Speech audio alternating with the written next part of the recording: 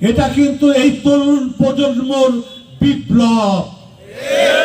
এই বিপ্লবকে আমরা স্যালুট করি, কি করি কিনা।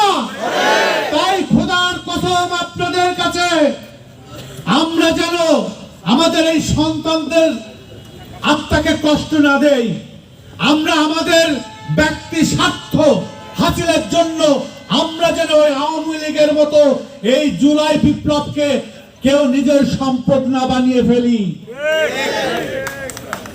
এবং এই বিপ্লবকে যেন ক্রোশিত না করি।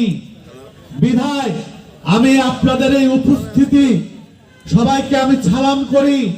কারণ ঈশ্বরদীতেও কিন্তু মানে কি বলবো, আমি জেলখানায় ছিলাম, প্রতিনিয়ত প্রতি সেকেন্ডেই কিন্তু সব নিউজ আপডেট চলতো। কেমনে কিভাবে সেটা শোনার দরকার নেই। সারা দেশের নাই আমার ঈশ্বরদীতেও সেদিন কিন্তু ভয়াবহ রূপ নিয়েছিল। হ্যাঁ, 4 আগস্ট থেকে 5 আগস্ট পর্যন্ত অনেক এই ফ্যাসিস্ট আওয়ামী লীগ সন্ত্রাসী দ্বারা আমার ছেলে মেয়ে আমার দলীয় কর্মীরা গুলিবিদ্ধ হয়েছে। কিন্তু কষ্ট লাগে যখন দেখি তাদেরকে কেউ কেউ পুনর্বাসন করার চেষ্টা করছে,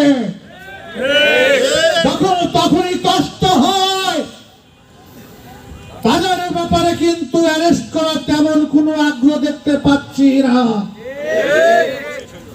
তাই আমি সবার প্রতি অনুরোধ করছি, বিশেষ করে আমাদের প্রশাসন ভাইদেরকে, আনাচে কানাচে কিন্তু তাদের আনাগোনা আমরা দেখতে পাচ্ছি। আপনারাও চেনেন, দ্রুত তাদের বিরুদ্ধে ব্যবস্থা নিন।